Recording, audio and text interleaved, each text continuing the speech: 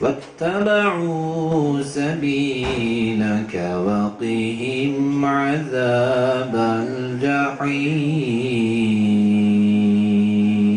Temsilciliğimizin açılışı için bir araya geldik. Bu bir hakikaten umut kervanı olayı. Hakikaten bir iyilik kervanının yola çıkışına biz şahitlik ediyoruz. Bizim İzmir Umut Kapısı olarak bizler 2012'nin 11. ayında ayın 22'sinde İzmir merkezinde konakta bir umut kapısı açtık. Ve o adımı attıktan sonra bu 5-6 aylık bir süre içerisinde hamdolsun Rabbimiz bizlere ikinci temsilciliğimizi de açma bahtiyarlığını bahşetti. Malumunuz Mart ayında İzmir Umut Kapısı'nın Menemen temsilciliğini de açmıştık. Yine böyle bir uhuvvet havasında, kardeşlik havasında adeta birbirimize kenetlenerek ve birbirimizden güç ve kuvvet alarak Menemen'de de bu hayır kapısını, bu umut kapısını aralamıştık. Şimdi de inşallah Bayraklı'dayız. Bayraklı'da da yine aynı şekilde hem maddi hem manevi anlamda umudun kapısını aralamak için buradayız. Çünkü bizler hamdolsun Rabbimize Allah-u Teala'nın iman bahşettiği şanslı müminlerden, insanlardanız. Bu zamanda en büyük nimet kardeşlerim, en büyük nimet imandır. Bizler Necip Fazıl'ın dediği gibi dev gibi eserler meydana getirmek için karınca gibi çalışmak lazım. Mevlana Hazretleri ne diyor? Dün dünde kaldı cancağızım. Artık yeni şeyler söylemek lazım. Değil mi? Efendimiz ne buyuruyor? 2 günü eş olan ziyandadır. Yani bizler daima hizmet yolunda, hak yolunda Allah için ve insanların selameti için ve ebedi saadetimiz için sürekli hareket halinde olacağız. Hayırlı işlere adım atacağız. Hayırlı işlerle meşgul olacağız. Dolayısıyla sizler attığınız bu küçük adımı kesinlikle küçümsemeyin. Gayet büyük bilin. Gayemiz, hayat felsefemiz bu hadis-i şerif üzerine, Efendimizin bu buyruğu üzerine inşa edilmelidir. Bir adım atacağınız zaman, bir iş yapacağınız zaman, yani yaşadığınız her bir an şunu kendinize, yüreğinizin kulağına küpe etmelisiniz. Demelisiniz ki, Efendimiz ve Rabbimiz insanların en hayırlısının, insanlara en faydalı olan olduğunu söylüyor.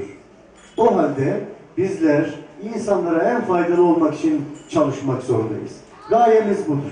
Yaratılış gayemizin de bir parçası, bir hedefi budur.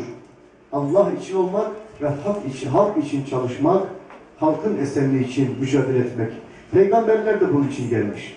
Dolayısıyla bizler insanlara faydalı olmak için uğraş veriyoruz, gayret ediyoruz. Gayretimizin de küçüklüğünü, büyüklüğünü hiç tartmıyoruz. Tartan tartmış çünkü. Çorban var mı? Yatağın, yorganın var mı? Sorun yok. Bu kadar mı? Bu kadarlık bir yardımın, sosyal paylaşımın eksik kaldığını söylüyoruz. İnsan bir bütün, maddesiyle ve manasıyla, değil mi? Biz insanımızın midesini doyuralım ama ondan daha kötüsü var. O da kalbi açlık. Gönlü de aç. Onun biz mide ihtiyacını giderdiğimiz gibi kalbi ve manevi ihtiyacını da gidermemiz lazım. O anlamda 2 türlü fakirlik vardır.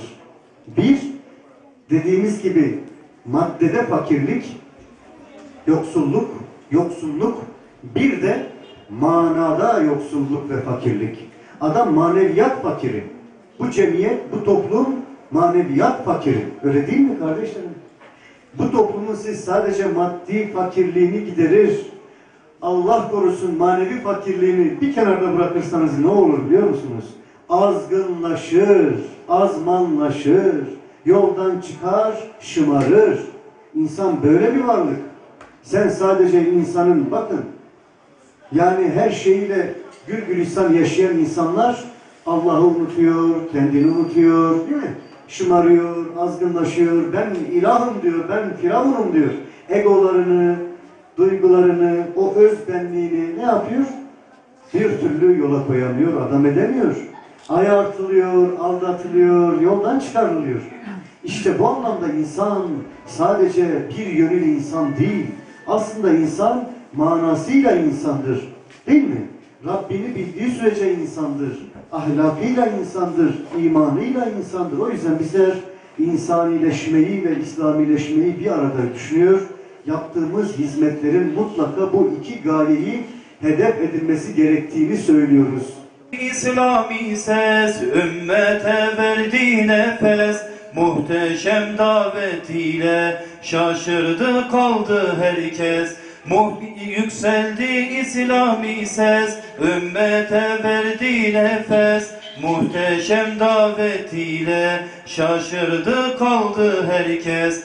La ilahe illallah Muhammed Resulullah, La ilahe illallah Muhammed Habiballah.